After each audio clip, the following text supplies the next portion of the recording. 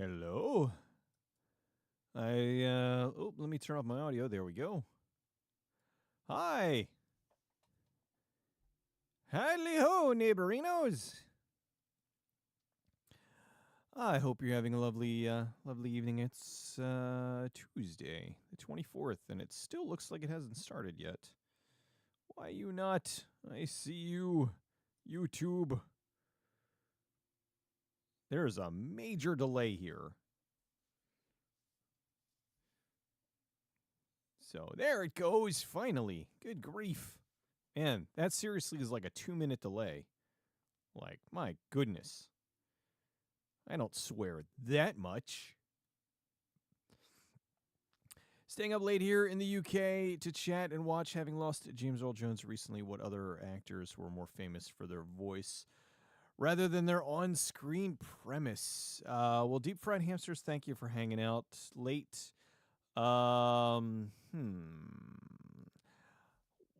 He is probably the most famous person for his voice. There are a lot of other actors who have a very commanding voice. Lance Henriksen being one. And then a lot of them are, I mean, he's done voice work as well, but he's still better known as an actor. But he's known, but I mean, he does have a terrific voice. And a lot of other actors and whatnot just are already doing voice acting and stuff. So he kind of was an actor for the longest time and then did this little Star Wars thing, and it propelled him into, I don't want to say superstardom, but it propelled him into a legendary status that I'm sure he and everybody else had no idea that was going to happen. So, yes, Camdar. I was a couple minutes late. I'm sorry. Riker, I needed to say goodnight to him. So, how I didn't forget the Angry Red Planet. I mentioned Angry Red Planet at the very beginning. The first thing I mentioned was Angry Red Planet.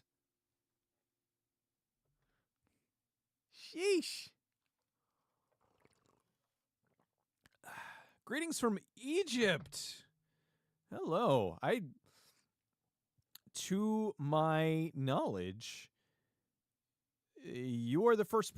I mean, probably not the first person from Egypt to watch, but the first person that has said that they are from Egypt. I mean, I've had people from all over. Lot of Philippines, lot from Germany, Russia, the UK,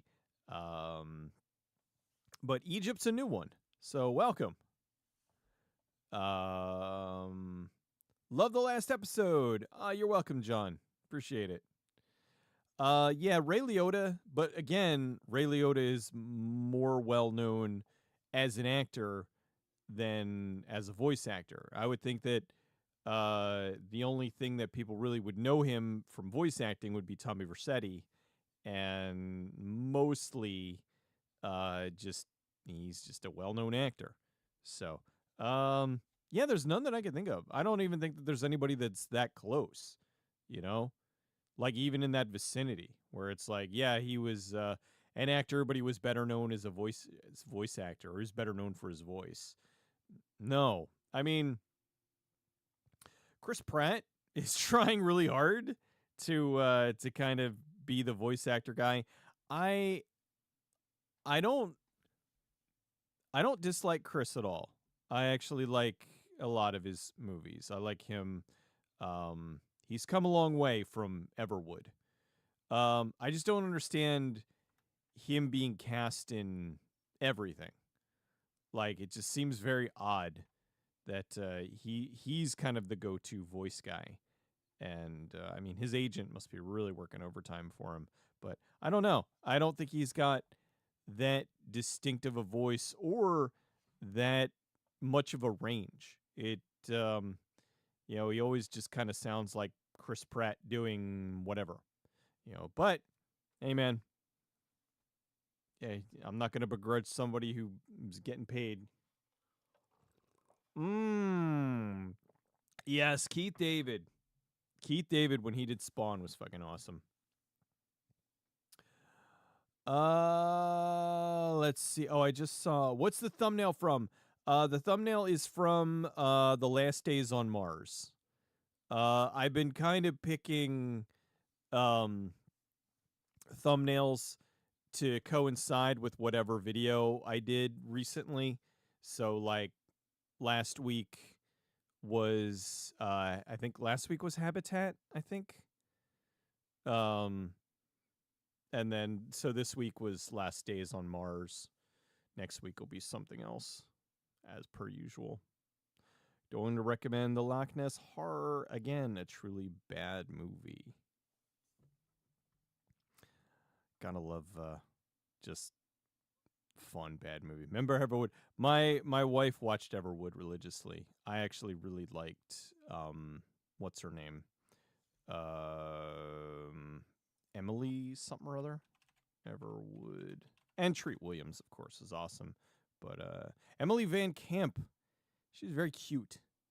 And it was actually a really sweet show. It kind of, it went in some directions and shit, and but I liked it. The whole idea, it's the living, in this small town, and I don't know. I think that appeals to a lot of people. I understand. Um, Chris Hemsworth did a surprisingly good job in Transformers One. That's good. I'm curious to see that one. It's kind of that one kind of came out of nowhere, isn't it? Mm. I heard the substance was really good from a few people. So yeah. I don't know when I'm going to see it, but I would like to see it. It does look good. I know a lot of people that were able to get like early screenings and stuff, and they're all pretty much saying that it kicks ass. So I'm looking forward to it. Oh my goodness. Let me bring up my Streamlabs here.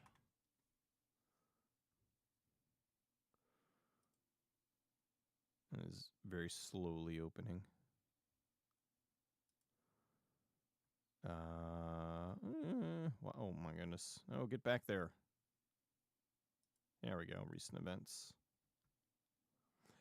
Lee, with the donation, dude. Thank you so much, man. Good evening. Good. Oh wait, where's my good evening? Good evening. Maybe I'm just a grumpy old man, but I really miss 80s and 90s James Cameron. Modern Hollywood needs that guy. Yeah, I'm not entirely sure what happened to James Cameron. I still will give him the benefit of the doubt. Dude has had one of, I arguably you could say he has the best track record in Hollywood as far as just influence and blockbuster stature. I mean, he made the highest grossing film of all time, Titanic, went away for 10 years, came back, and made the highest grossing film of all time. So no one else in history has ever done that. And not a lot of directors can say that they have the two of the highest a few of the highest grossing films of all time, but two specifically of the highest grossing films of all time. But even though like when you got the Disney movies like the Avengers and shit, I know the Avengers was in the top spot for a while. But the thing is, or was it, and then one of the Jurassic Worlds or something was up there.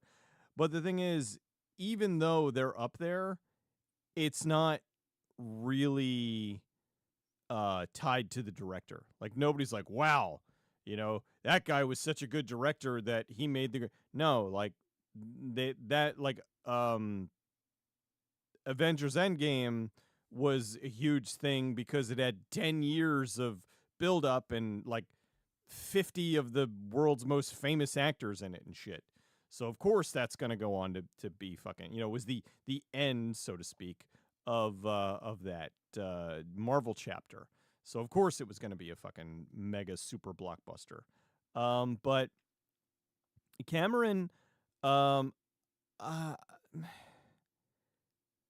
he he has an eye for technology. He has always worked his ass off. He has worked to get to where he is harder than just about every other person in the game. Dude paid his dues and then some, and really did earn everything that he has. Now, that said, I really, really, really would love it if he would get off of the Avatar thing.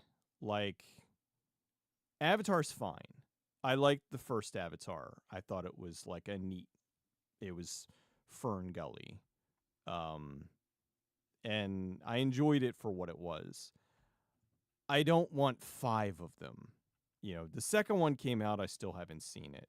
And I just honestly, James is getting up there. James is older now. And if he really sticks to it, if he really says I'm going to do 5 avatars, you know, he's got 3 more left, that's going to be the last movies he does. And that's more or less going to be his legacy. And I would love it if he would just do something else, you know. Um do another Terminator. Do another new idea, you know, but doing 5 avatars, I don't see what he sees it. But again, that said,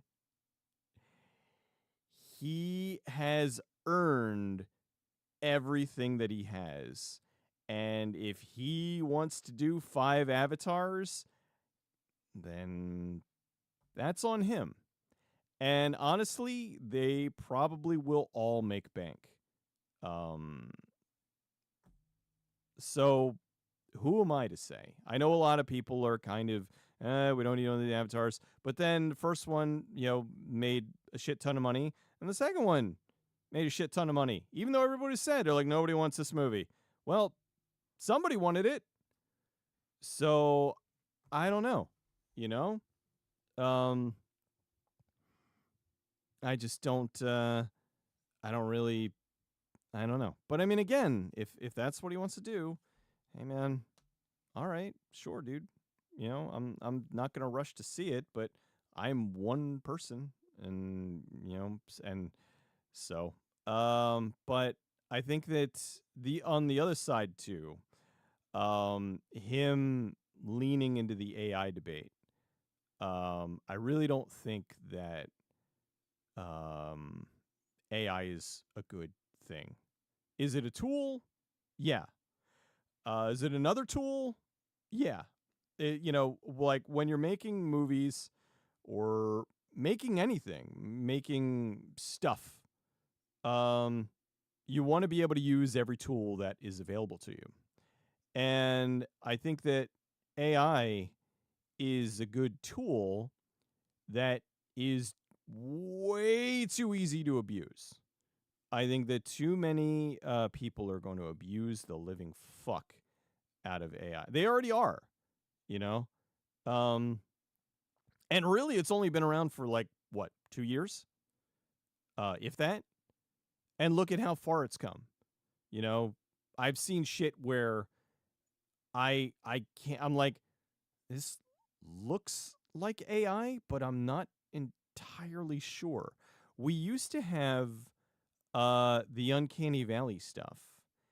And now with AI and whatnot, they take pre-existing stuff and kind of, and it's like I don't know. I don't know if this is real or not. So for him to kind of lean on AI and say that, you know, it's another tool that they can use, I I don't disagree. But I think that it's going to be used for all the wrong purposes. I mean, Lionsgate just basically announced that they're going to be using it for like script doctoring and stuff, and it mm, it's not like you still need a human. And they want to get rid of those pesky humans as much as possible because those pesky humans are the things they have to pay. But if they can just throw that shit into a computer and have it pump out a movie, well then holy fuckaroni will they get on that. So we shall see. If AI and everything fucks up, I mean it can't can't screw up modern Hollywood any worse. The only benefit I see is, well, if they fuck up Hollywood so bad, then people will just start going back to the old stuff, which is stuff that I've already been doing. I haven't watched I barely watch new movies at all. Usually the only time I watch something new is if somebody really highly recommends it. Like the Demi Moore movie, where it's like, no, this is like legit good. So I am curious about that Megan Fox is a sex robot movie. Would have preferred it if she put that out a few years ago before she turned into an actual robot, but I digress. I still think that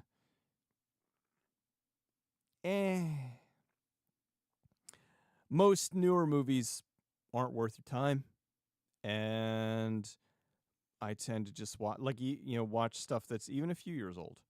You know, it's infinitely better. So, let's see. Hi, Ice. Thank you again for recommending The Haunted Apartments. I went looking into that. I was looking into more of the Tales of Terror, and I was very, very curious. I apparently that seems to be the best one from that series. So, still, it was neat. So, that is all. Well, it's on YouTube, but it's subtitled in Hindi, I think. So you got to go find it elsewhere. We had it on, thankfully, Daily Motion of all places, which I didn't think they were still around. But just curious, any chance you may do a 5 forgotten aviation themed movies in the future? I'll be honest with you, I haven't thought about it. I don't know what I would do, because really the only aviation ones I can think of are The Rocketeer and Flight of the Phoenix, I think. The one from like the 90s. So yeah, I don't really know a lot of maybe Iron Eagle maybe, but Iron Eagle, I don't know, I wouldn't necessarily put that into like an aviation block. Iron Eagle, I would probably put that into like rebellious teenager movie or something. I don't know. Iron Eagle's awesome though. I do love Iron Eagle. I got to see the later sequels, but I know I don't know about. I honestly don't know if they're good or not. But I do love the original. So yeah, I don't know that many. I don't know that many aviation themed movies. So not saying that I won't. I mean, I'll think about it. I'll kind of put it on my possibly list, but I don't know. So, but thank you for the super chat, man. Let's see. I saw somebody was saying something about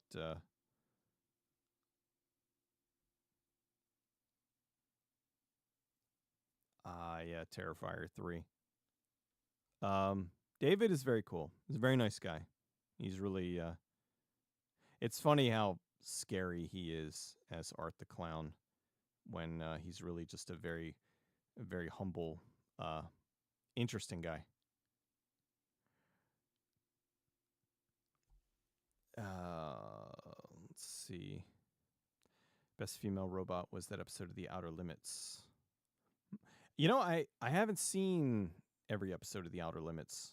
I'd be curious to check them out. I need a new background. I'm trying to come up with like a standing thumbnail and then a background that I can reuse, but something more interesting. I just need to be able to get somebody to do it.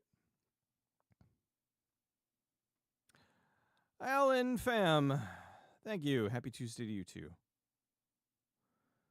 Um, let's see. Where thought I saw somebody say something about um Megan Fox and is already a sex robot. Bender Rodriguez, yes. I think that yeah, people are going to make their own content with AI. I mean, have I used it for to kind of mess around with? Yeah, but I did it as like screwing around for myself for fun and showing to like friends and stuff. But we're talking about big companies that want to use it to cut corners, like, and they're not going to pass the savings on they're not going to pass the savings on to the audience. They're going to figure out a way to get rid of writers, figure out a way to get rid of um, those pesky humans and storyboard artists and anything else, and dial things to a certain degree. I guarantee, I absolutely positively 100% guarantee somebody somewhere is desperately putting together the first fully AI movie so that they can sell it as fully AI movie.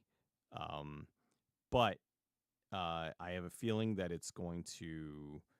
they're going to put the whole thing together, and then they'll probably have it go through their legal department before they unleash it. One of two things. They're either going to go, it's going to be a fully AI movie that they're going to go and, like I said, check out their legal department, or they're going to go with a fully AI animated movie. Because I think the animated movie they might have an easier time getting away with an AI like live action looking movie. They might have trouble trying to prove, well, this didn't rip off this didn't rip off that. But I have a feeling that if they do a fully animated style AI movie, they might be able to pull that off. So, High Ice Best AI Story, Willie McDuff Glasgow. I don't know that one. Am I missing a joke? Willie McDuff Glasgow.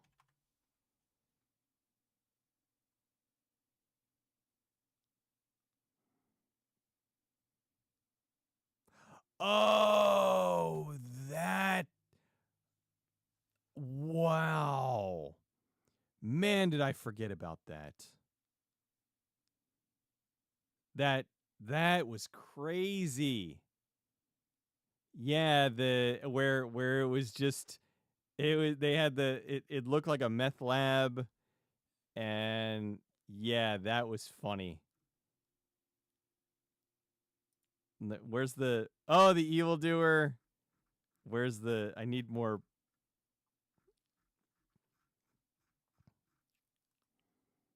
All right, hold on. Let me see if I can bring this up.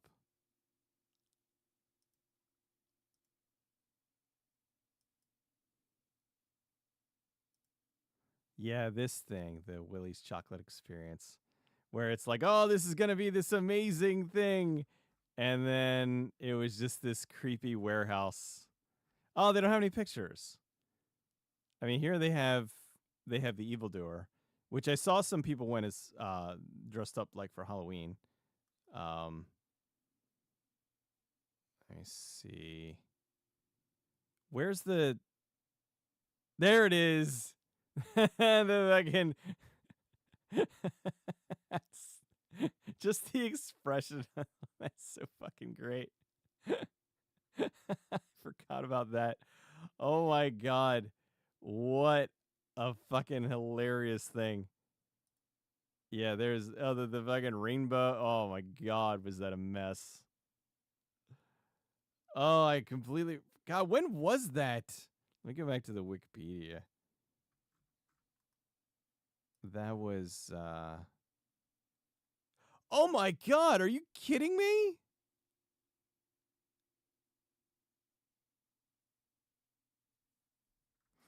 That was February of this year. How is that February of this year? I have no idea how that was February. Like that seems like that was like 2 years ago. Holy shit, man. Time. What the fuck is going on?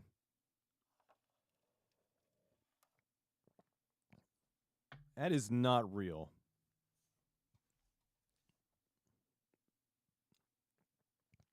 Do you remember the first fully CGI actress that was everywhere back around 2000? She was in the Final Fantasy movies with James Woods. The actress itself cost too much to use.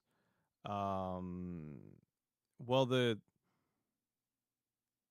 Final Fantasy, The Spirits Within. I mean, they they spent a shit ton. The funny thing about that is, um, the technology that they used for that.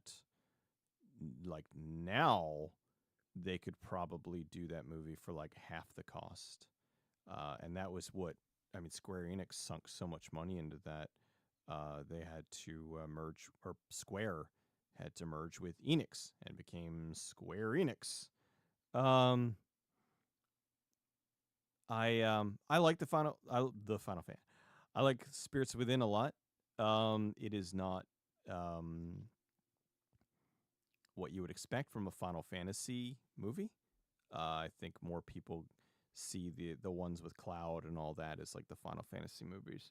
But I like Spirits Within for what it is. I think it looks awesome. I think it still looks good, quite frankly. Um, I mean, you could see the pores in her skin, for crying out loud. Like they really went all in on the chick whose name it's been so long since I've seen it, I don't remember. But it's really good. I liked it a lot. Um, Razorback is absolute classic.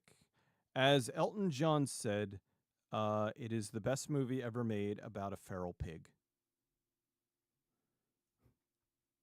Thanks again, Ice. Um, Chat GPT or Meta? I don't know.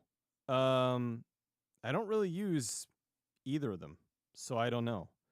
I mean the only I fuck around with hold on. Oh, shit, I don't have my phone's over there. I don't feel like getting it. There's a couple of like AI apps on my phone that like if I'm waiting, um if me and Riker are waiting at the doctor's office or something, like I'll bring up the thing and we have this long running joke about we're using AI and making bunnies that are making pizza. And so we've been trying to get the perfect picture of a bunny making pizza. And we always get like a bunny on, like sitting on a pizza, or a human with a bunny head making a pizza. And every now and then we get like a bunny making a pizza, and it's pretty funny.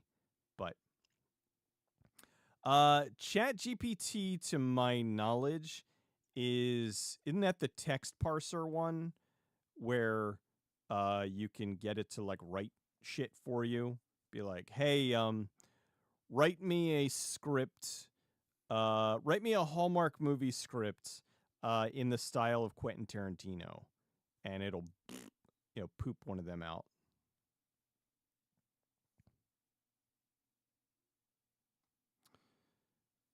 AI image apps are really cool. I mean, they're fun to fuck around with, but I see the danger in them.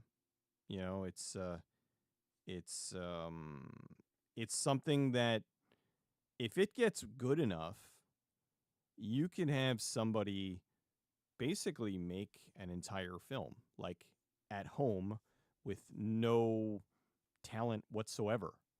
Just the right, like you get people like, oh well, it's a skill to write the yeah, it's a skill, but it's not a skill like knowing how to hold a camera properly and how to light a scene and how to do pyrotechnics and all that. Not the same fucking thing. So I think there's um a big detachment there where people aren't seeing that um it's not I had a Wirebrain, if he's here, one of my longtime Discord guys. Um, he explained it to me really well. It's that it's not like I always thought AI just took from pre-existing things and just sort of remashed them together and created something out of that. But really what they do is it goes out and it learns, and then it takes what it learned to create something entirely new. So the problem is proving that it's not just it's not just a ripoff. And that's going to be very tricky to do. So again, I see why companies want to use this thing. It is it's an easy button. It really is. And they can do things like, I mean, as it gets better and better and better, I mean, look at uh where you have something where somebody talks a lot. Somebody is a DJ, and they will pump their archives of their voice into the machine, and then just be like, okay, give me an entirely new broadcast with current events in this voice, and it'll spit it out, and it'll just say whatever you want it, and like I remember it was like a year ago. Um, where uh they they did the Joe Rogan old thing where it was like Joe Rogan went to he's like I went to the island where I went to the beach where I got old, and but it was because they uploaded episodes of Joe Rogan into AI, and it looks and sounds like Joe Rogan, and that was like a year ago. So it's crazy. So I just saw CinemaSnob converted some of his reviews using AI. He's read them on some of his live streams. Oh, that's interesting. I'll have to go check that out. Brad's funny. That's pretty clever. How many more seasons could the Chucky TV show last for? I have no idea. I haven't watched it at all. Hold on one second. I have to mute.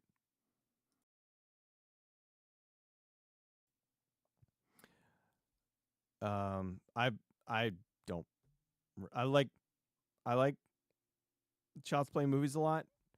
I just never really felt the need to see it as a TV show.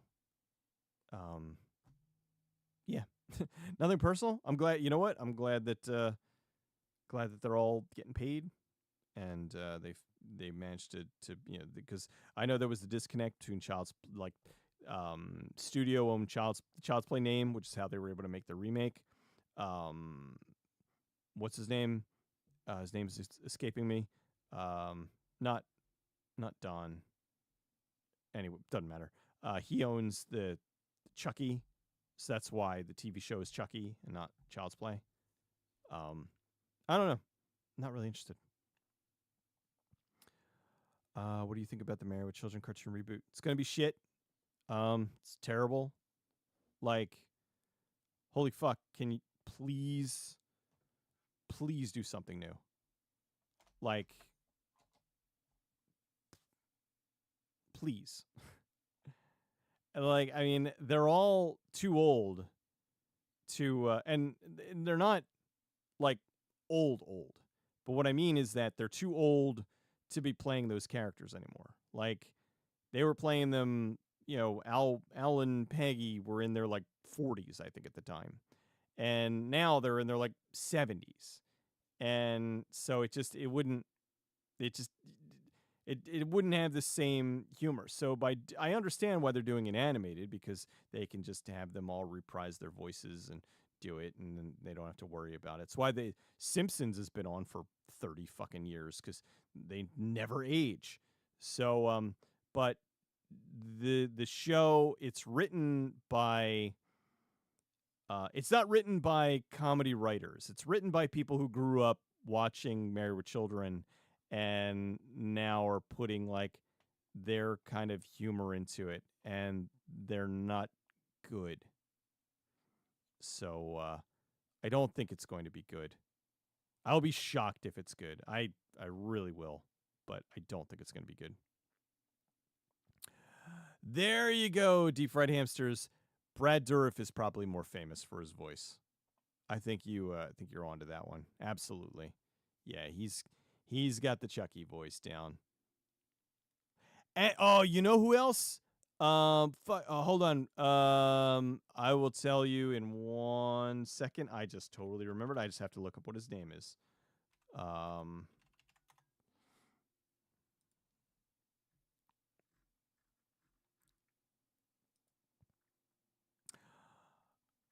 all right. No, let me just see. Is he? All right. John Kassir.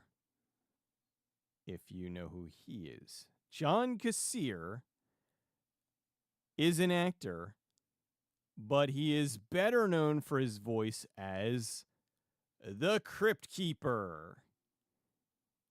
So I think now the only thing is he has become more of a voice actor. So I don't think it quite holds as much as it used. Like he was an actor at one point, but then he moved more into voice acting, probably in like the early 2000s, I think, and just has been in everything. But um, but yeah, so that one's kind of that one's up in the air. But I think that Brad Dourif is probably a better example. But I do think that it's funny, John Kassir, Crypt Keeper. But I mean, he's absolutely known.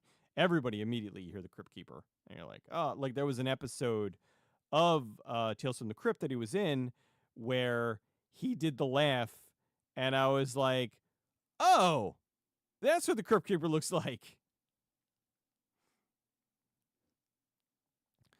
Do we need a Married with Children reboot? No, we don't. But we don't need a lot of things.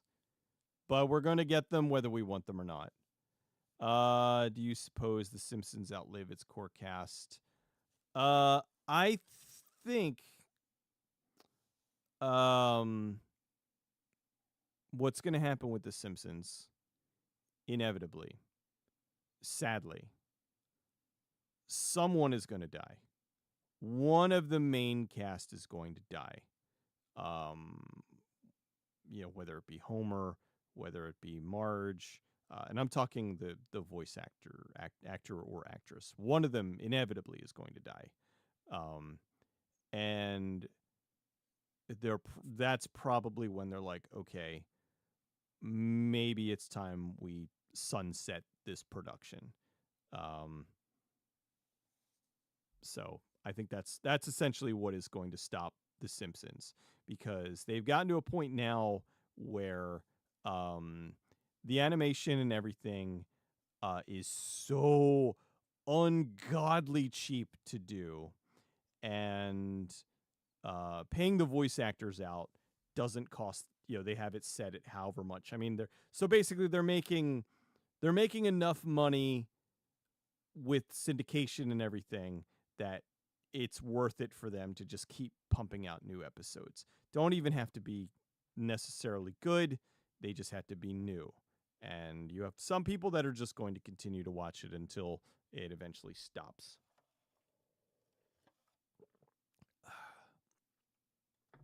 What are your main issues with Grosse Pointe Blank? I think I like Minnie Driver a lot in Grosse Pointe Blank. Love Dan Aykroyd in just about everything. I don't know. He like Cusack was kind of a wiener in it, and it. I mean, I haven't seen it, so I can't say like 100% certainly. I just remember that I didn't like it. Like I just remember that it was a really good idea that I thought could have been executed a whole lot better. So, yeah, Homer doesn't choke Bart anymore. Well, that's the other thing. the show's been infested with people who have no sense of humor, and they don't understand that when you have a show, an animated show where where the father is choking the son, that is not them saying that that's okay. Like that's the joke, is that he's awful, and they don't get it. They don't get the humor of that. I think The Simpsons hasn't. I'd have to go back and really look. I don't remember when The Simpsons officially stopped being good. It's been a long time though. Like I think I stopped watching around like 2005 when I officially was like, I'm done. Could AI replace one of the actors? Yes, if they let it. I think they would have to sign something into their contract that would allow an actor to do their voice, or I'm sorry, to let AI do their voice. Because legally, I mean, unless there's some sort of contract where the studio is like, we own your voice and likeness, but we can do with it as we see fit. But I think that there's a case for that. Monorail, monorail, monorail. Were you sent here by the devil? Are you going to make a video or exploring video on trading mom? 1994. Oh my God, the Sissy Spacek movie with Anna Klumsky, fresh off of My Girl. Is that? Oh God, I thought that was Sandra Bullock. She realized that acting was not for her, and she went off to get like a regular job, and came back not too long ago. Wow, she's very pretty.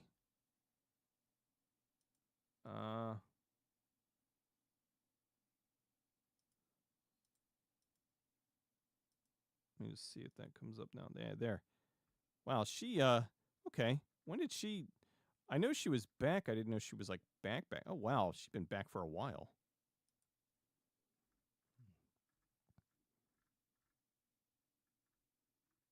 I thought she. I thought she left after. I mean, it looks like okay, 1990. Yeah, all right, but 98 to 2005. It's not. Maybe that's she just went and finished up college or something.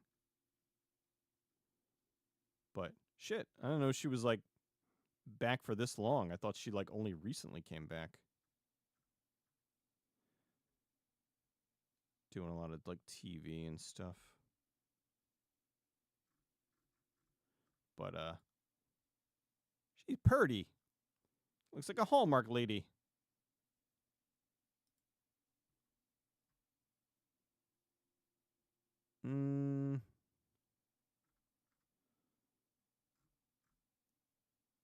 Oh, see, nothing makes me feel fucking older than something like that where, Anna Klumsky career retrospective.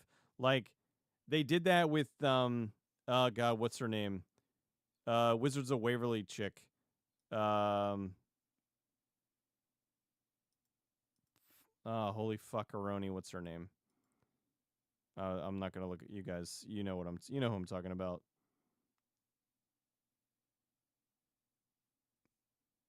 But I have to wait for like the fucking 2-minute delay here with YouTube. What's hold on.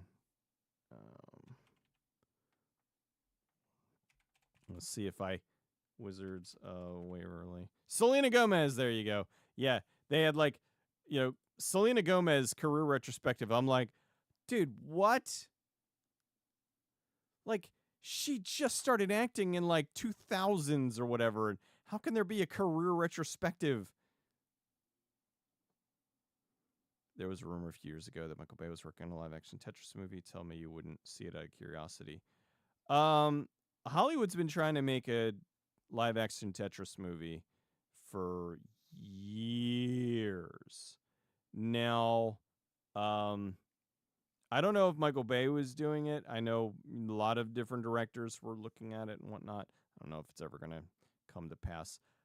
It seems that Hollywood, um, they'll get a bug up their ass about something, and they will really, really, really, really, really work hard to make it happen.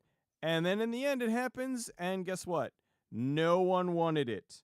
Like they took, I think, 12 years to probably longer. Might have even been closer to like 15, 20 years. 15, 20 years to make Speed Racer. Like we're gonna do Speed Racer. We're gonna do Speed Racer, and it was like nobody wants it. Nobody wants it. And then they like, yeah, here it is, the big budget Speed Racer movie you all wanted, and no one went to see it, and it bombed. Hey, we're gonna make a live action Crow, or no, we're gonna reboot the Crow. No one wants it. We're gonna reboot the Crow, and we're gonna do it, and everybody's gonna love it. You're gonna want to see it. No. Hey, here's the remake of the Crow. Nobody went to see it, and the people that did see it fucking hated it. So, Hollywood will get a bug up their ass about certain things, and just will keep plugging along, and no matter how many people tell them it's a terrible idea. Meanwhile, hey, live action sectars be really cool, or I don't know, maybe any number of best-selling novels that are fantastic that have an audience. Maybe you should adapt them instead of Tetris, something stupid. Yeah, Basic Instinct 2 or any other late. Well, they're doing the Goonies 2, which is a terrible idea. What did I think of Super from 2010? Shut Up, Crime. I think it's really good. I think it was really funny, and I went in thinking that I was gonna not like it, because I don't like I didn't like Dwight from The Office. But I was like, okay, well, James Gunn did he did, what the fuck was the Slither and Tromeo and Juliet, and I was like, this is gonna be fun, and it actually was like really, really dark and enjoyable. I liked it a lot. Crow reboot could have been better edited in the music video. I think the director who did um The Crow, he did the Snow White and the Huntsman, and also did Kristen Stewart. Rufus, whatever the fuck. I think he's a good director. But man, has he been taking like just bad jobs, really bad jobs. I don't think a lot of people are going to be upset if he doesn't do anything else, which is kind of a shame, because there are some directors that absolutely fucking suck, and they just keep getting work. So, hey Justin, how you doing, man? Stranger in a Strange Land, like seriously, how many fucking Highline movies or Highline novels could they make into movies? The fucking the Gary Gygax books, all his D&D books.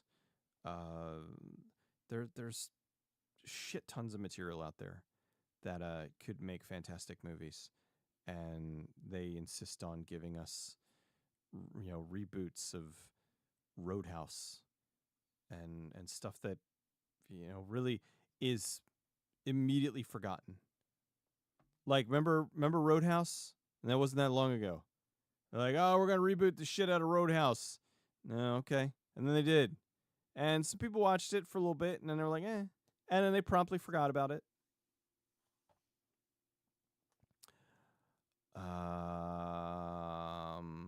Village of the Damned or Children of the Corn.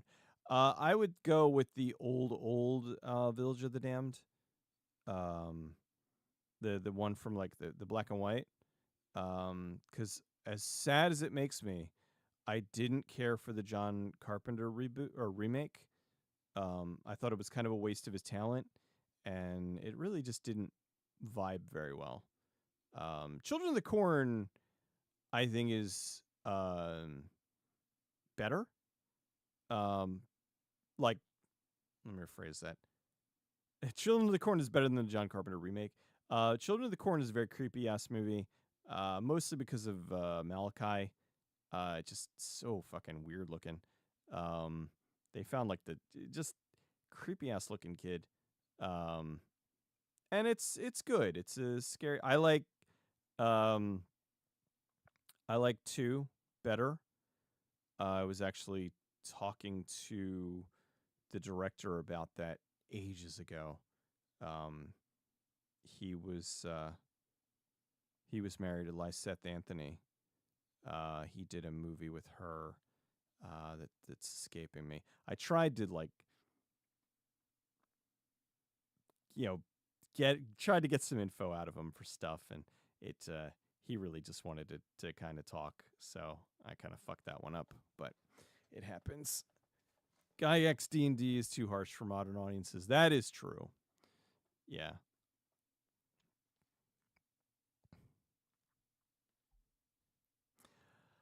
I think but go and do I mean some of the Forgotten Realms books. What I don't understand is oh my goodness. Brian Harrington with the $5 donation. Thank you so much, dude. Like Hugh Jackman, is Peter Cullen going to do Optimus Prime until he dies? um yeah. Why wouldn't you? I mean, it's a gig that you it's the gig that made you more or less, and it's a job that pays shit. I would love it for some consistent money every couple years. Hey, I got this gig. Hey, do it. Yay. So, yeah, although Hugh Jackman did say he did put Wolverine to rest, and he did come back at the behest of Ryan Reynolds. But it was also if they had, creative control and all that stuff. And I still have not seen Werewolf and Deadpool, but it from what I understand is that it was very done well, and he now the he can kind of put Wolverine to rest until they throw another pile of money at him, but what have you. Hi Ice. Did you ever check out Marcus Picks? No, I did not. But I will. Much like I will check out Haunted Apartment. Thank you again, man. And again, thank you, Brian, for the fiver. So what I was saying with Lord of the Rings made a fuck ton of money and won a bunch of awards. And I was like, okay, like we had Twister came out, and then we got an influx of disaster films. Back in the day, Poseidon Adventure came out, and we got an influx of like those kinds of disaster films. Like everything has like a trend, and so Lord of the Rings came out, and I was like, oh, we're gonna get a bunch of like fantasy, and no, nothing. I was like, there's all these books that they could adapt and make into these amazing movies, and nope. Like maybe like one or two that I can't even think about right now that just completely fly. I mean, we got. Think of how many movies we got because of Twilight, and yet Lord of the Rings. What did we what came of the, I mean the three movies are I mean The Hobbit. That's it. The Hobbit, what, 10 years later. Um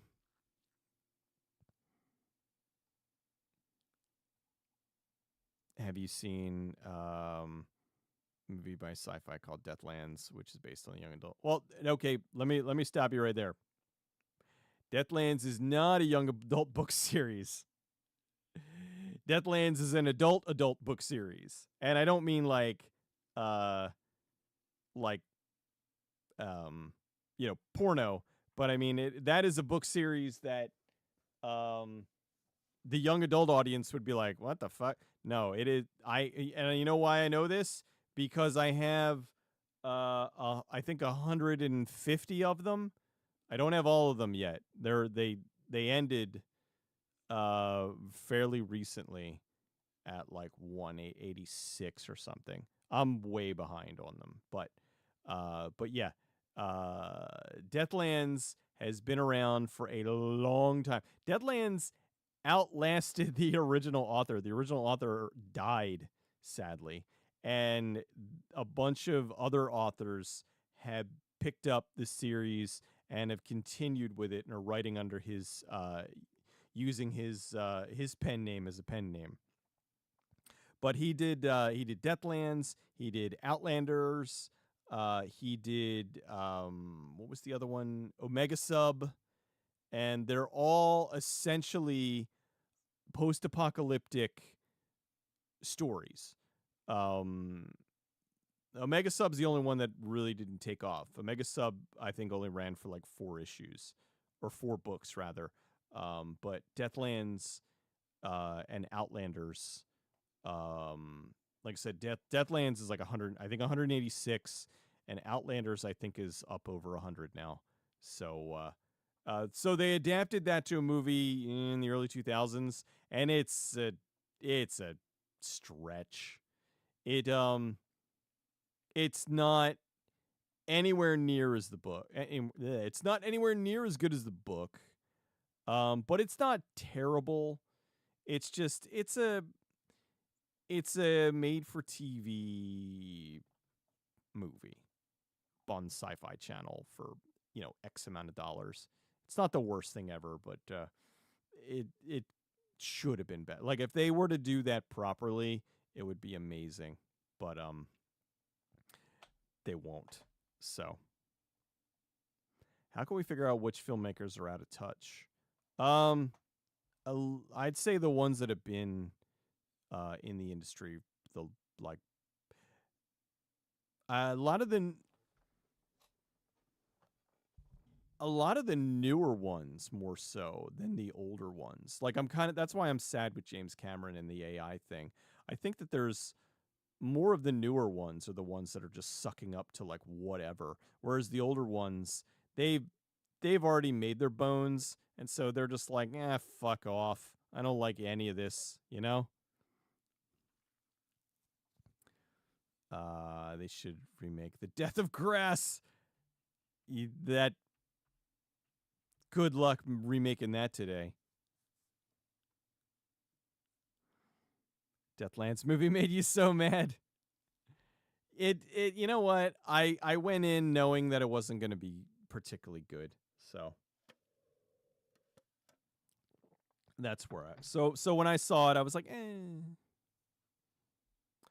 Yes, it had no Doc. I know. Skip, got to skip characters. Omega Sub sounds like one of those weirdo werewolf books. Yes, we are on the NCR border. I mean, it's appropriate that we're talking Deathlands because we got Fallout here in the background. A Deathlands TV series is in the works. If they do it on like HBO Max or something, maybe. But I don't trust current day Hollywood to not completely fuck that up and make it like if they had made it 10 years ago, but now, I don't trust them. It's gonna be shit. The Ridley Scott. I think Ridley Scott's a case of he's been smelling his own farts for too long, and like he has really bad ideas, and nobody's telling him that it's a bad idea, and then we get Covenant. How would they remake Clockwork Orange? They would do it the gender swapped remake of Clockwork Orange, which I realize makes no sense, but then neither does Hollywood. Learn to the death. Yeah. The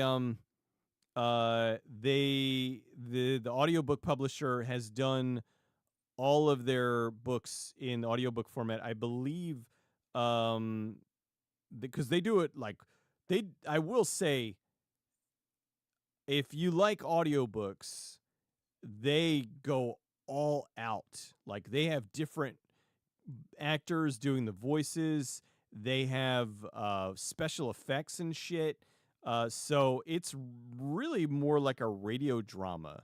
Like if you're a truck driver or something, oh my god, like you're getting a fucking radio drama for 8 hours as opposed to just somebody reading the book. So they go all in. They've done a few. They did Deathlands. I believe they did Outlanders. They did Rogue Angel. They did they did a few. So yeah, they do good work. But I mean, it's not my thing. Like I still like reading a book. I don't really care for the like I sit down here and I need to think, so I can't be listening to a show. And if I'm playing a video game or something, I don't want to be listening to the book because then I'm gonna not really pay that much attention to the video game. Podcast is different. You can kind of just listen to whatever, and I don't know. It just kind of happens. Playing some PS1 horror games.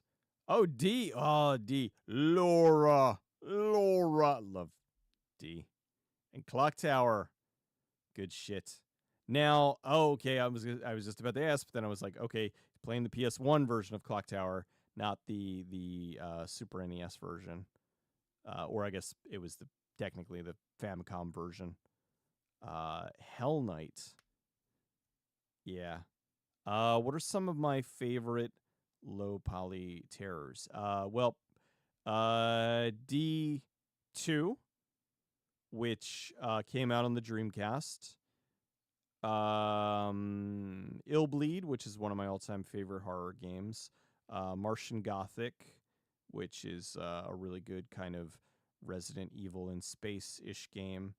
Overblood, which love Overblood with people. What are some of them other? I'm trying to think of what else. Overblood. You think of one more. I mean, of course, Resident Evil, Dino Crisis. Hold on, let me look at my shelf. What I got? Any other horror games?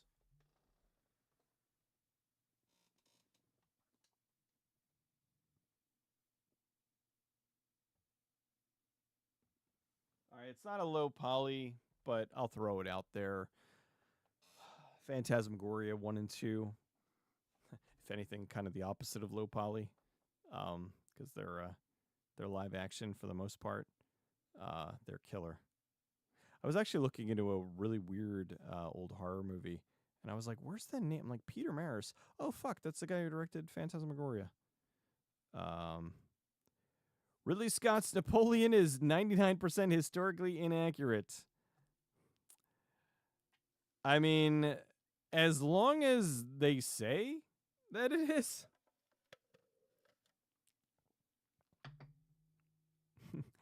Thank you for the super chat, man.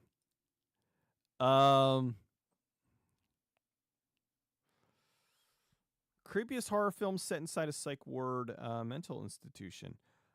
Just saw one recently. Haunted Asylum. Was a Japanese.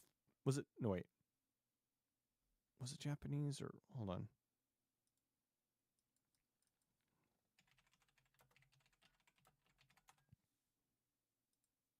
Or was it with the beatboxing ghost? It was South. Sorry, that's it. South Korea. It was a South Korean um, kind of found footage. Um, Definitely worth seeing. Really fucking freaky.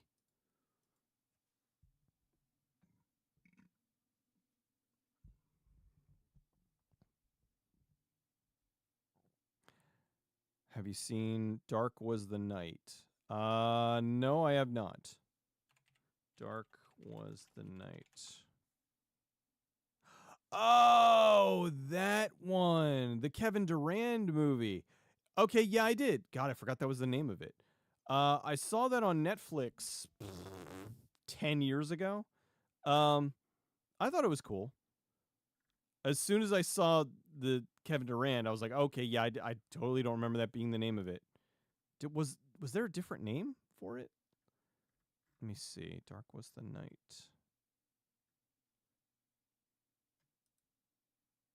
Also known as The Trees. Okay, I might have seen it under the other title, which Dark Was the Night is the better title. But yeah, I did see that. I remember liking it. It's been a long time, but I remember liking it.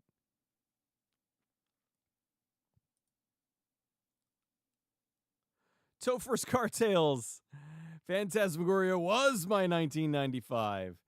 I did not have a computer capable of playing it at the time, because holy fuckeroni, what was that, like 7 CD-ROMs or some shit? But many years later, I was able to play that and the sequel, and loved both of them. I think that the first one is creepier, but I think the second one is like better overall. But I like both of them very much. I'm sad that we never got another one. I would love another game. Like we get some FMV games now from that one company that's doing like the car one, and like they're very good, but they don't have like that level of production value. Like that was insane. But I would love it if who's the Screaming Villains? They're doing all the Sega CD games. If they were to remaster Phantasmagoria 1 and 2 and make it so you got more of like a full screen for the video, that would be just phenomenal. But they were great. I liked both of them. Thanks again for the super chat.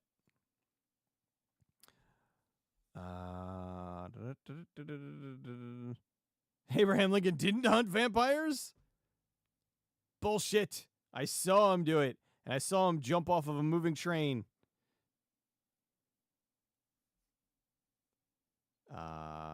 The year you were born. Oh my god. Fuck. Where's the aging Matt Damon meme? Big question. District 9 or Avatar, which is better? All right. District 9 is the better movie. Avatar is the more influential movie.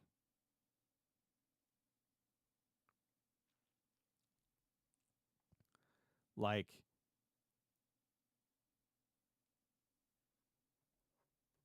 Avatar, whether you like it or not, you can't deny the fact that Avatar, with the 3D technology, did heavily influence movies.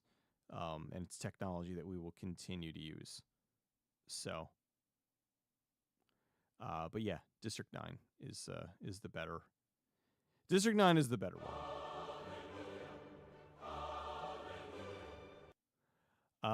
Justin, with the donation, dude, thank you so much, man. I really appreciate that. Been rewatching some Alfred Hitchcock films lately. Are you a fan of his work? Absolutely. Big fan of Hitchcock since I was little. Um, Surprisingly, my mom introduced me to Hitchcock, which thinking back is crazy because my mom's not really like a movie person, but but she really liked The Birds and Psycho. I believe the first movie I watched was Psycho, which is a great first movie to watch of Hitchcock. Um, but I'm a big fan of The Birds too. Anyway, and then what are some of your favorite films of his? Have you seen Godzilla Minus One yet? Just got the 4K, one of the best Godzilla movies ever. Okay, so I started kind of answering you there. I love Hitchcock. I think he's a fantastic director. I like a lot of his movies that people don't even really think of, like Frenzy. Like Frenzy is a movie that nobody talks about. Like everybody talks about Rear Window, everybody talks about Psycho, but I kind of lean into Frenzy and The Birds. I think The Birds might be my favorite Hitchcock movie. It is really just a genuine, weird, creepy movie that it starts off so almost innocent, and you're like, really? I'm gonna be afraid of birds? And by the end, you're like, holy fuck, I'm afraid of birds. So yeah, um, I like that, and I still have not yet seen Godzilla Minus One.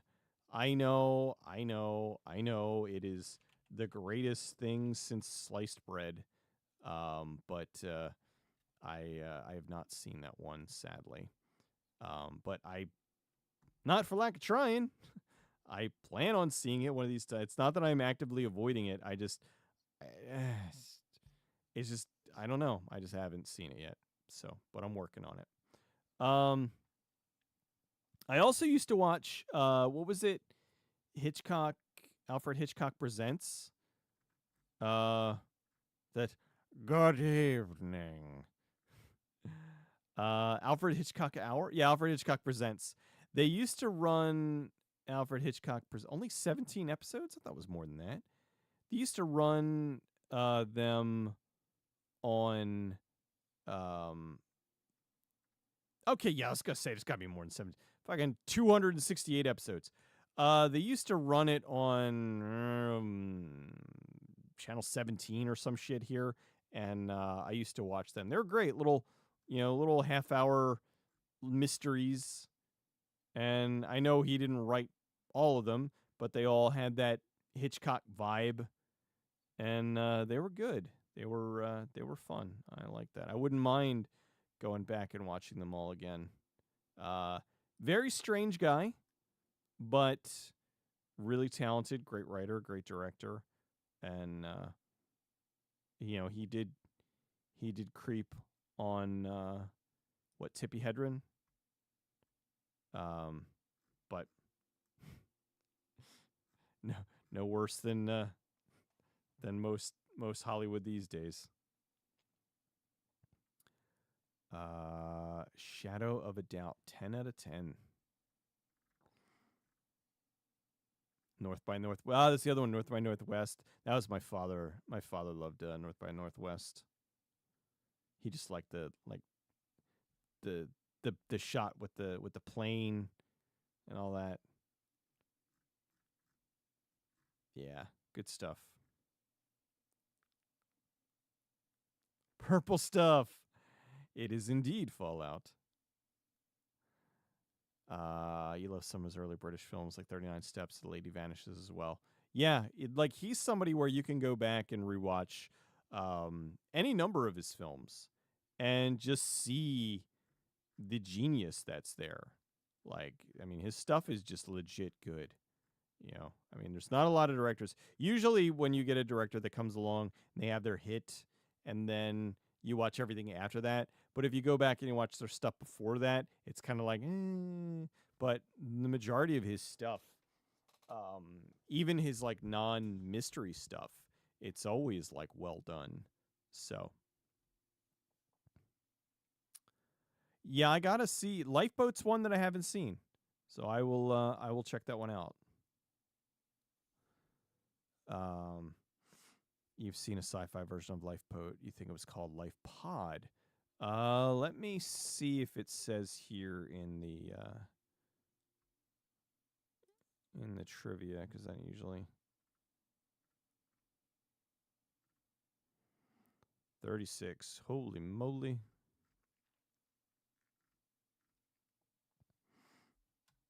Let me look up Life.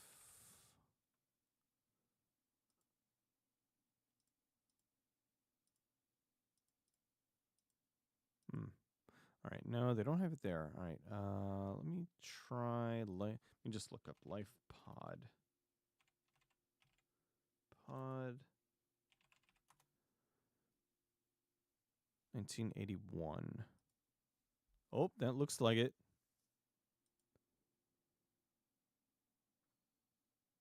It is not listed as a remake, but I mean, it sounds like kind of the same thing. Was this a made-for-TV thing?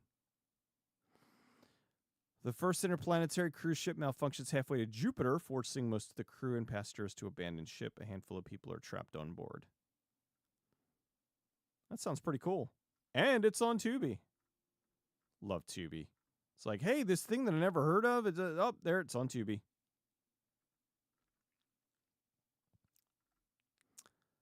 Here we go. Remake of Lifeboat in the connections.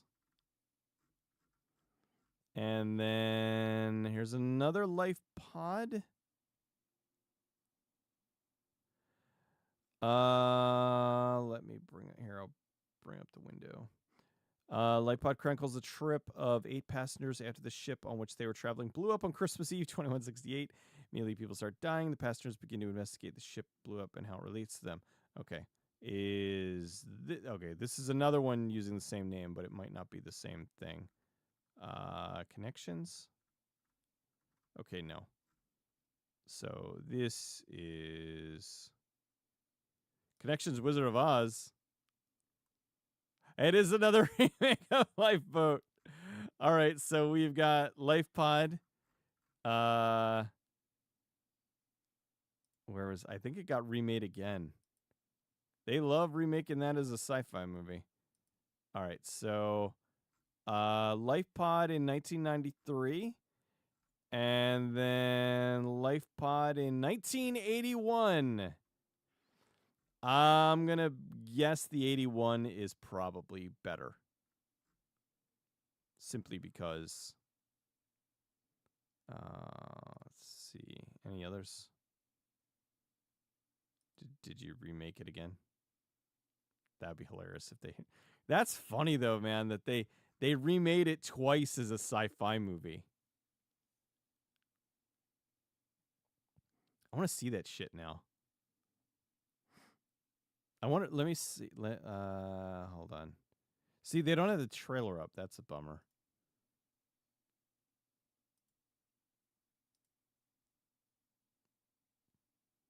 Life Pod 1981 trailer.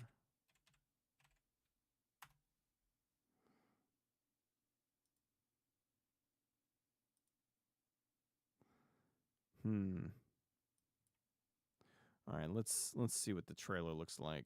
No, I don't want to do that. There we go.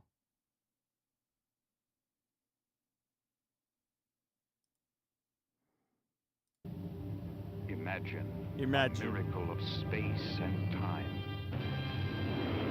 Imagine yourself transported from Earth to Jupiter. 400 million miles in just 60 exciting days. Ooh. Impossible? 60 Not if days? you're on the new queen of the White Star Lines, the incredible Arcturus. Arcturus. There is extreme damage potential to the life pod.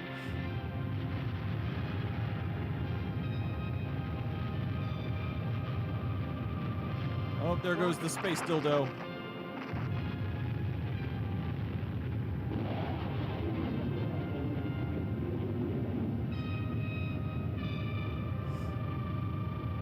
Is it gonna blow up?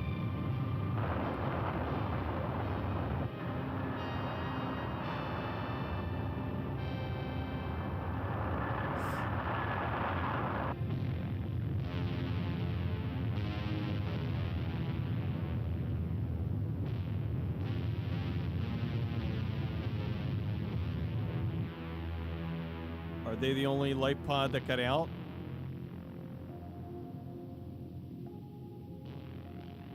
Damn it, Cerebral. First you want everybody off, then you try to keep DeMatt and the others on board. Why? Why?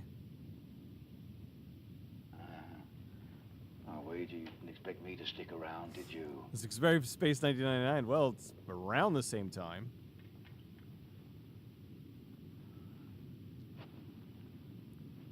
I'm going to my cabin. And nothing you can do about it.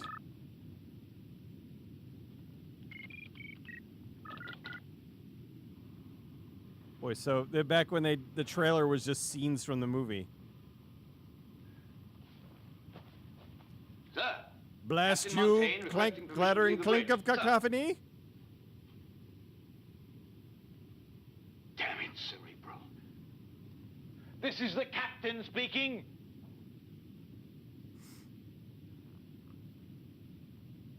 Now, see, this trailer would make me think that, like, Or I'm he sick was and alone. tired of being ignored on my own ship. Arcturus, say again, your last transmission garbled. Yeah, see, that would make me think that it was him by himself on the fucking life pod, but there should be other people on the life pod with him. That's very strange. I still want to see that. That'll be awesome. I want to. I mean, it's on Tubi. Let me just make sure. Let me just see something. Because sometimes it says, oh, it's on Tubi, and it's totally not. Or it's something else entirely. Life Pod. There it is. Wow, both versions. Brian Harrington again. Thank you so much, man. Appreciate your videos. The exploring videos are great. I have multiple. Oh, if I can pull this off, it'll be grand. I have 3 exploring videos that I'm hoping to get out in October. We shall see. One of them I was working on today. The other 2, I mean, I've been working on them for a couple. Shit, sorry guys. The other 2 I've been working on for a couple months. But actually I've been working on all of them for a couple months. But I'm hoping to have them all out in October because, well, the one I was hoping to have out in September, but it's really long and it's taken me forever. So the other 2 makes the most sense for them to come out in October. So I hope I can pull that shit off because yeah. They do well. Considering Jupiter is mostly gas, what the fuck would you do when you get there? I guess it would probably be something along the lines of you would get there and then just orbit, you know? Like, hey, we made it out to like some cruise ship. That's the vibe I get from it, like that they're just going out there and then they'll just, I mean, I could be completely wrong, but that makes about the most sense. Cuz really, aside from Mars, like, where are you going to go? You know, if you're going to go to another, because I mean, all the other planets aren't they all gas giant? Like, well, not gas giants, but aren't they all like mostly gaseous? And I think Pluto would be so far away from the sun that just getting out would probably be a horrendous idea. Jupiter does have some habitable moons. Io, Europa. That is true. I mean, well, there was the movie. Did you ever see? I mentioned it. Europa Report. Um, like that was very cool. So yeah, I think maybe that's it. Maybe they're gonna they'll orbit the planet, but they'll have like excursions where they go check out the planet's surface. So, but again, thank you, Brian, for the donation, man. I appreciate it. Lots of exploring videos underway. Titan and Europa. Watch look at the red spot. Look at the giant hurricane that's been going on for the dawn of time. What are you gonna do on Mars after 6 months in zero gravity? Good luck walking. Yeah, just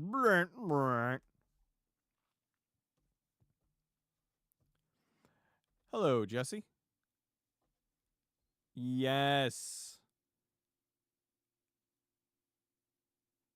I really liked Europa Report.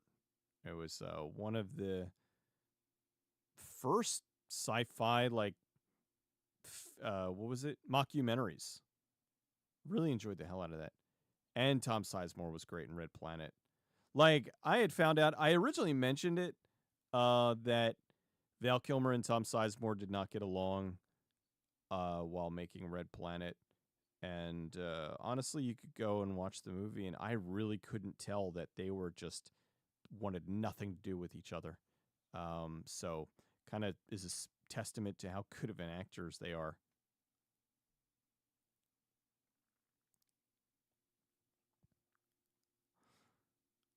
Don't go to Titan, you'll piss off Thanos.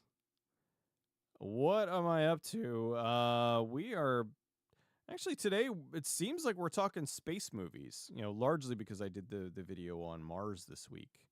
But I'm gonna bring up like this is what's funny to me with Tubi. Like I bring up LightPod, and it's awesome because they actually have both versions. They have the 81 version and the 93 version. I would be curious to see. I want to watch both of them now to see which one's better. But then it's like, all right, well then we got Anna Kendrick in Love Life, which I guess because life, and then Life Like and good, all the things with life. I don't think there's any other pod movies. And then we got Backlight. What the fuck does that even? Then Money Talks. Why is it Life Pod and then Money Talks? How did we get here? And then like, oh wow, but look at that. See, now this makes more sense that I would do Life Pod, and then down here we got Last Days on Mars, which I mention it was on Skyline was good too. I think I said it was on Tubi. Ooh, Mila, The Return to Blue Lagoon. It's actually like I never liked the first Blue Lagoon, but I kind of like that one. Brian Krause and Mila Jovovich. It was more or less the same thing, but I don't know. I like Mila more than Brooke Shields. But anywho, that was a good video you did. Thank you, Jesse. But yeah, really, Pod People. Where's Pod People? The first third of Mission to Mars is really good. It falls apart once the mission starts. I think the filming of Mission to Mars is better than the actual movie. I think that it like the space station and all that is really well done and it's interesting, but the movie itself is just dumb. And it's a shame. But I want to go back because I had a few people like, oh, I love Mission to Mars, and I'm like, all right, you know what? Because I only ever saw it once, and I remember just being like, oh, this is fucking stupid. But I wouldn't mind going back and giving it a rewatch.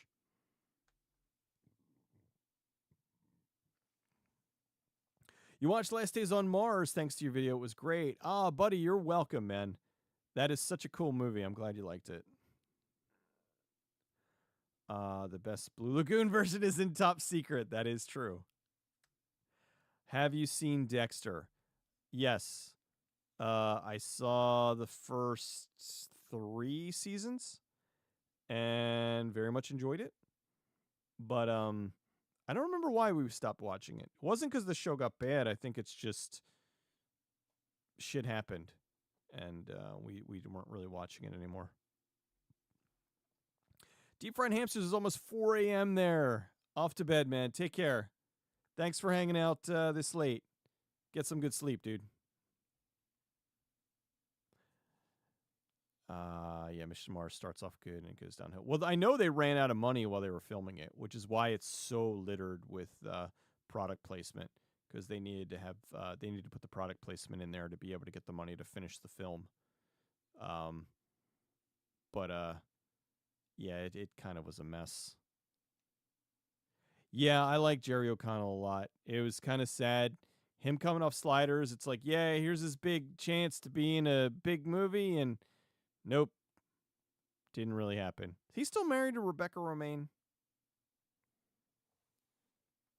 Let's see. Jerry O'Connell. Because I think, he wins in the end if that's that's the case. Although I did see him doing he's doing Hawken Casinos now. Good for him. He's still married to Rebecca Romaine. And they've got 2 kids together.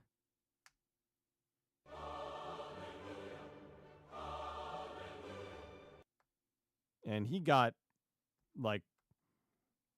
prime Rebecca Romaine.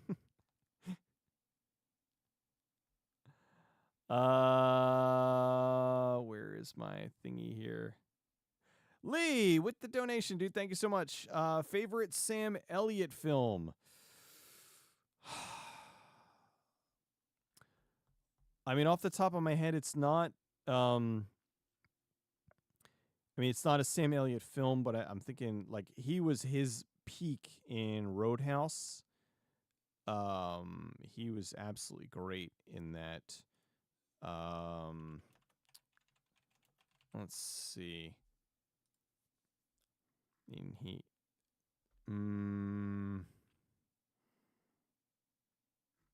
Let me see if there's anything else that I'm not thinking of. There was the one with him and Peter Weller. Not 50-50. Oh,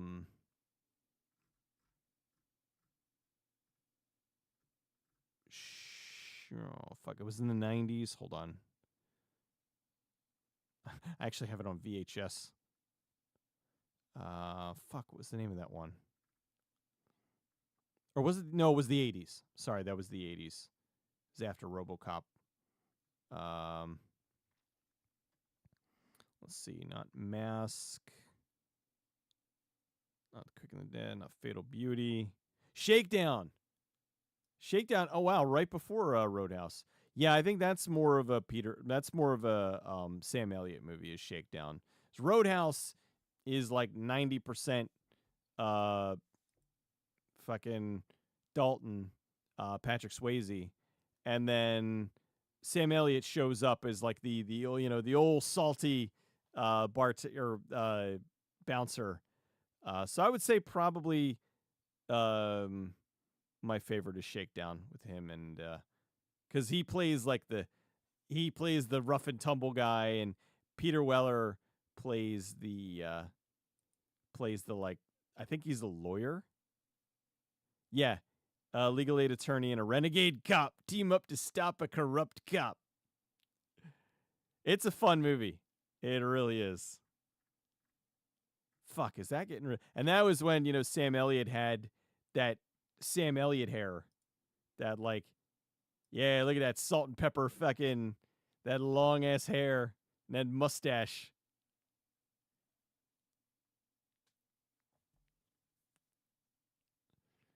That was good stuff. So yeah, there's him and all right, here we'll One thing I promise not to do in this courtroom is to pretend to you that I am representing Snow White for a client. An overworked lawyer. Once upon a time, all I plan to do is play the down tenor sax LaFontaine. forever. An undercover cop. This gun is clean. No serial numbers. They're up against a city where the bad guys have taken over. My client will make bail. And the good guys are the worst of all. You cops, You're the best that money can buy. Oh shit! That's gonna get flagged for using fucking purple rays.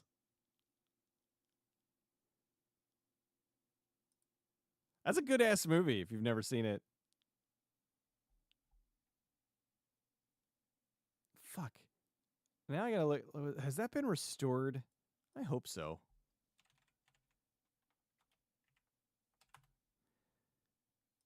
Shakedown. Because that was a big movie. Oh, no, 1950. There we go. Oh, look at that. In Shout Select in 2018. So, like, a while ago, even. Any special features? Yes. James Glickenhaus. Audio commentary. Interviews. Pretty stoked.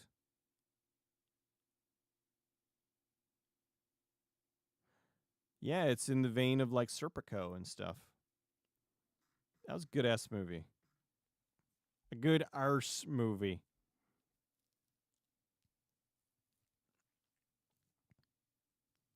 Yeah, who doesn't love a good corrupt cop movie? Although he's, you got Sam Elliott, he's the good undercover cop. Jason Bateman and Jerry O'Connell should do a movie together. I think they probably would have done. Wait. No. I was thinking Tomcats. I was like, didn't they do a movie together? But no, that was wasn't Jake Busey in that? It was Jake Busey and Jerry O'Connell. Yeah. But Shakedown, if you have not seen it, let me see it. Is Shakedown on Tubi? No. Oh wow, Shakedown with Erica. Oh, what the? There's a Shakedown with Ron Perlman, Erica Eleniak, and Fred Dreyer. I was not aware of this. All right, let me see if Shakedown is anywhere. Because now I want to see it. I'm probably going to buy that Blu-ray when I get the money. Shakedown. Shakedown is... It is on video on demand. It is not streaming anywhere, but it is available video on demand. All right. Well, in the meantime, I'll watch Life Pod. Love Starship Troopers. Jake Busey, fucking Casper Van Dien. I've got some cool shit from Starship Troopers. I could have if I had like $10,000. What's the spaceship? The spaceship in Starship Troopers. I'm totally blanking on it. But they were selling it in auction.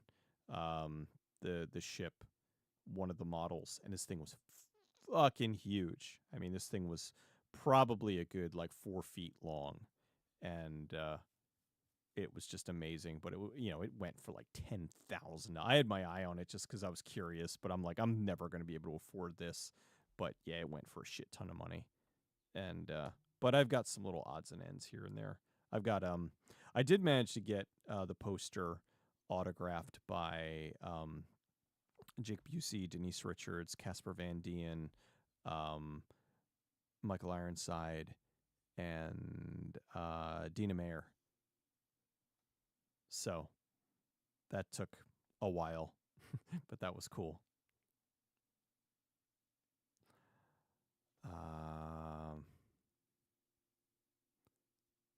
That was definitely Peter Cullen narrating the Shakedown. Oh, Peter Cullen, not Don LaFontaine.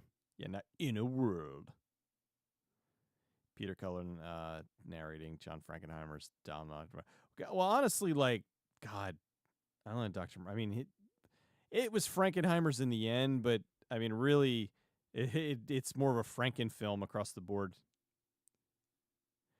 Dina Meyer's is beautiful. I remember, like, because she after that was in Friends for a while, and her in Dragonheart, just beautiful. The cruiser, hold on, let me find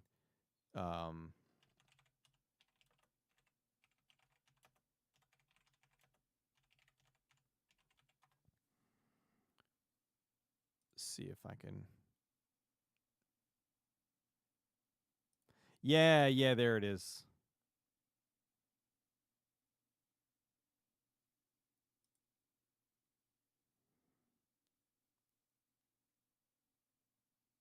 Mm-mm-mm.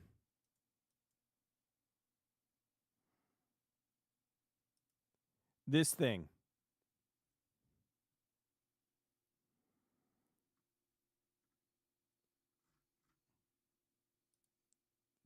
But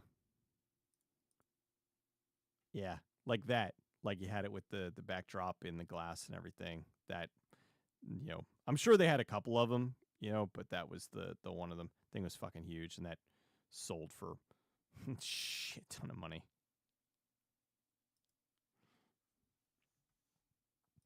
She was in a few of the Saw movies. Yeah. Dina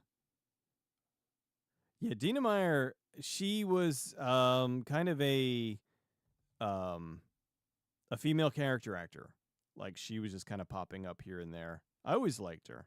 I think she's very pretty. She's got that that just big mane of curly hair, and is just fucking great. The satire in Starship Troopers, it is way off from the book, but it kind of comes back around and makes it into its own thing. Like yes, it is very, very different from the book, but the movie is just, it's just so kick-ass. Yeah, that was the filming models. Like a lot of the stuff in there, it was miniatures enhanced with CG, and a lot of set extensions, and they did a lot of wizardry back then, where you some things you thought were CG, but it was miniatures, and vice versa. So, does it transform into the Mega Maid?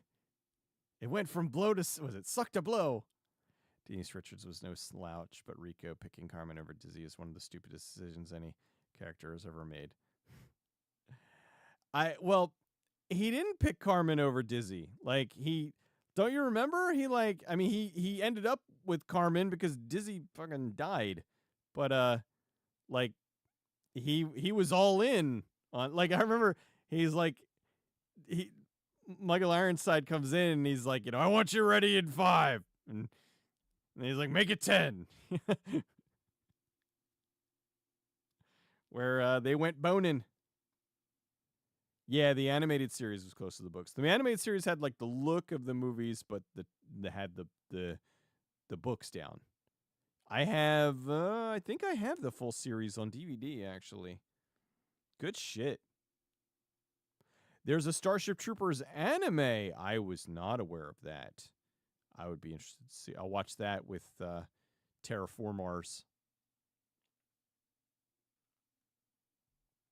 Now, I know practical effects, but I'm saying it's a mixture of practical and CG with practical models, and they had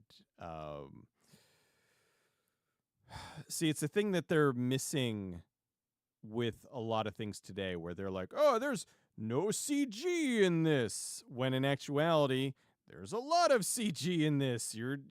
But they don't want them, see, because that's where a lot of the, look, man, I have been somebody who has been down, and I continue to be down on CG, but I have talked to people in the industry, and I have learned a lot, and there are many, many, many things that we believe are practical that are actually CG, It's just that the CG is so good that you can't tell the difference. And that's the problem, is that when it is good, you can't tell. When it is bad, you can tell. So, yeah, Starship Troopers, the CG is still, because it's like Jurassic Park. It is a mixture of practical and CG. And I think that that's really where you're going to get your best, is when you mix the two. Because when you have one or the other, it usually shows the limitations between the one or the other. So.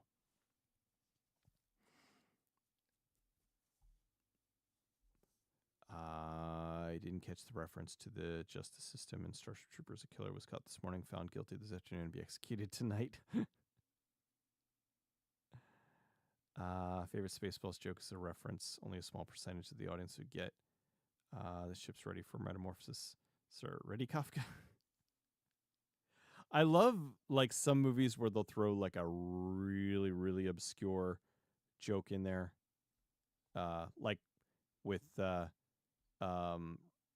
Hood Men in Tights, you know, hey, I bet.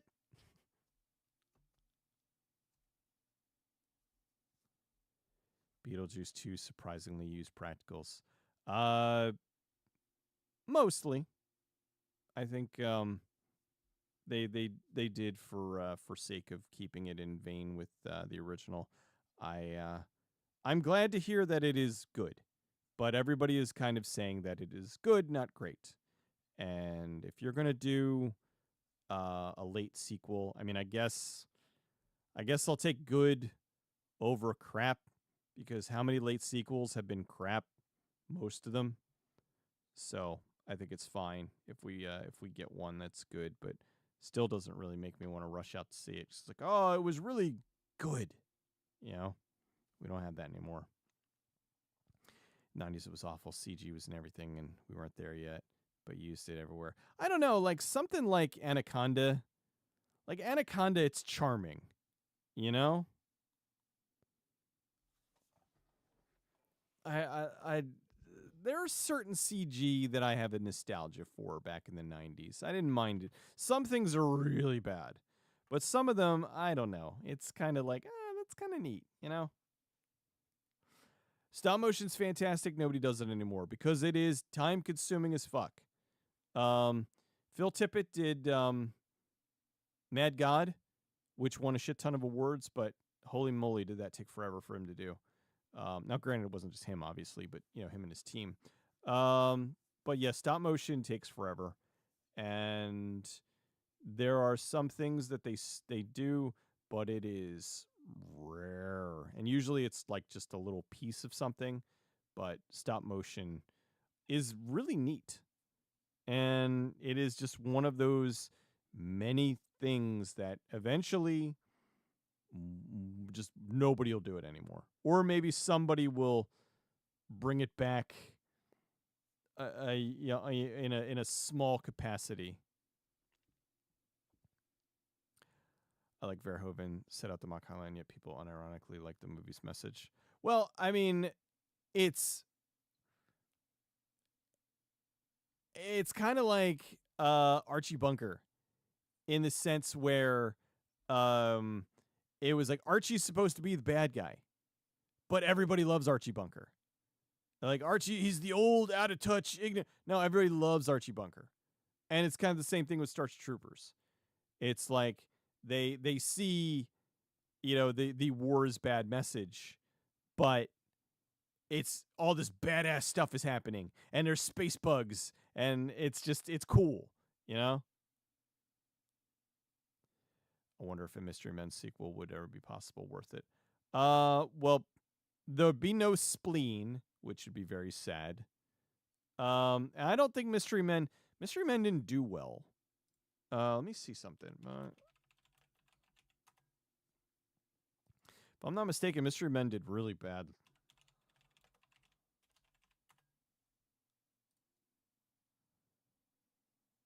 Ooh, yeah, Mystery Men.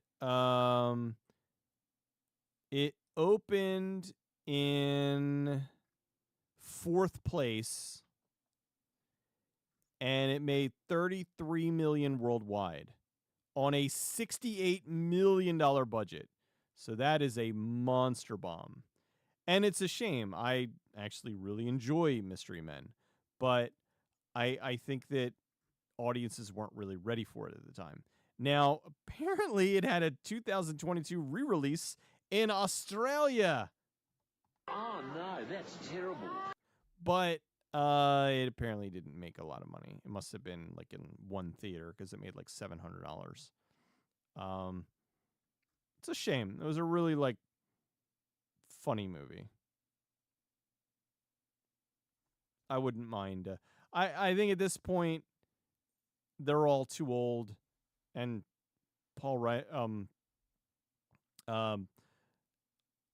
Pee Wee Herman is dead. Sorry, Paul Rubens is dead, which is really sad. So, but Mystery Men would have been a blockbuster for release now. Yeah, like spoofing superheroes. I'm surprised somebody isn't doing it. You know. I mean, I think they're all too old. And this is a case of, yeah, they are too old. You know, not too, like, they were all, God, what was this, 99? You know, they were all in their, like, late 20s, early 30s. Now they're, 50s, 60s. And, yeah, they're too old for these parts. It wouldn't be good now. It wouldn't make sense. And unless they did some shit like the Legacy sequels are doing, where, hey, here's, we're in the movie, but we're introducing it to, we're passing the torch off to the next generation of. I liked Janine Garofalo a lot in the Ben Stiller show. I found her very attractive back then. It wasn't until years later when she became like this the coffee house comedian where she got frumpy. But because she was a little kind of gothy back on like Ben Stiller. And little Kathleen Hannigan. But yeah, then after she got like a little more popular, she got frumpy. And, well, whatever. Peak Ben Stiller. Yeah. Back when he was good. Now he fucking blows. He hasn't done anything good in a long time. When Mystery came out, I really wanted William H. Macy to play Carl Kolchak. Ooh. William H. Macy in a Kolchak the Night Stalker series. That would be interesting. Again, too old now. Mel Brooks is still working. He should do a send-up of comic book movies. You know what? I love Mel, but like, if you look and see what they did with History of the World Part 2,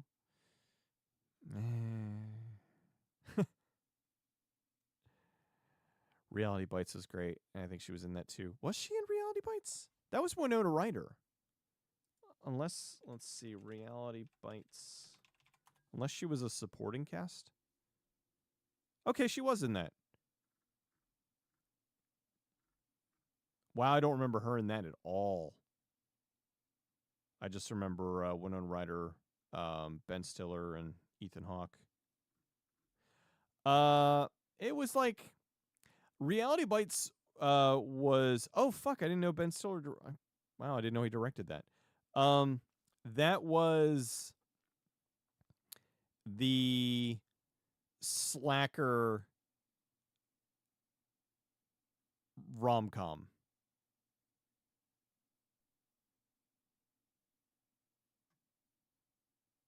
Oh, that's right. Ben was the clean cut guy, but she wanted greasy Ethan Hawke. Fuck. God, I want to like. All right, so I need to watch Life Pod. Reality Bites. See, I haven't seen these in so long. We're getting into like October. And October, I'm going all in on horror. as I always do. But now there's all these like non-horror movies that I want to watch. I gotta watch Shakedown too. Fuck.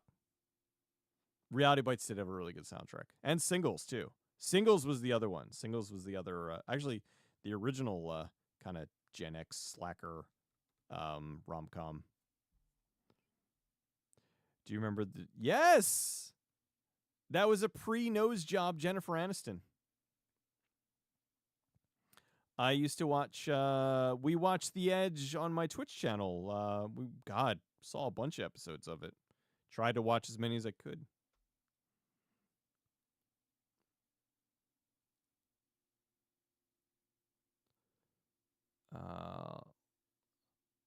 Yeah, Last Temptation of Christ was big. Holy fuck, did that make? Actually, was that? Let's see. Let's see. Last Temptation of Christ.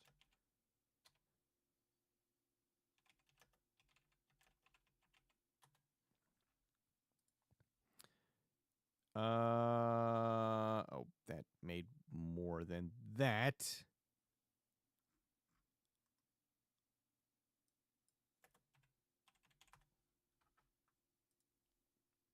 Said it made $8,000.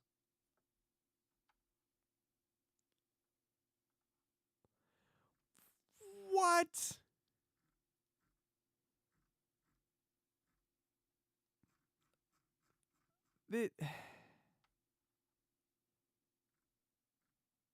All right, there's some fiddling here. That movie made more than $30 million. What the fuck? Oh, no, I'm thinking of The Passion of the Christ. That's it. The Passion made a shit ton of money. Last Temptation of Christ was the Scorsese film. Passion.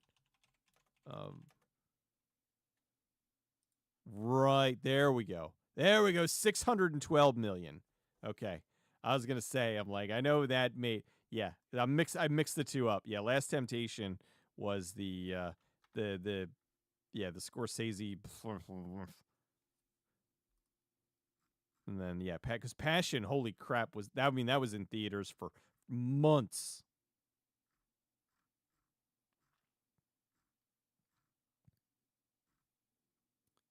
Now, let me see something. What was this? 19.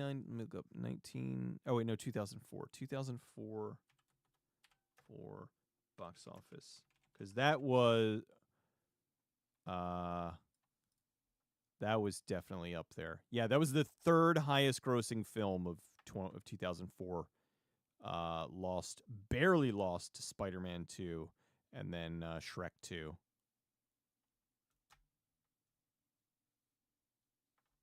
Yeah, that dominated the box office.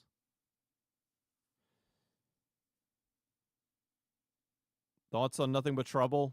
I did an entire hold on.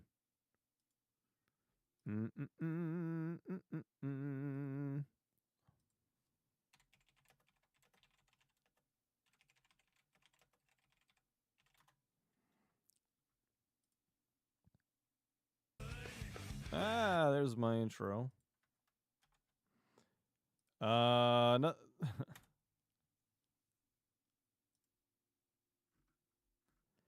I did an entire 21-minute video talking about Nothing But Trouble. Where 5 years ago, I thought it was longer than that, where I talked to some of the people involved and about how much they loved working on it. It was one of the most rewarding movies of their career. Like, they don't care that people hated on it. They just know that they loved working on it. 25 years ago, I was in a room service waiter in a hotel, and Dan Aykroyd stayed there while they were filming House of Blues. He ordered a bunch of food for a small party he was throwing, and he was probably the nicest guest I ever dealt with. As soon as the door opened, he started yelling at people to get out of my way so I could get the food in, and he tipped me $100. It was the only... I was only there for 5 minutes, but in that time, he managed to impress me as a really warm, friendly, genuine guy. Yeah.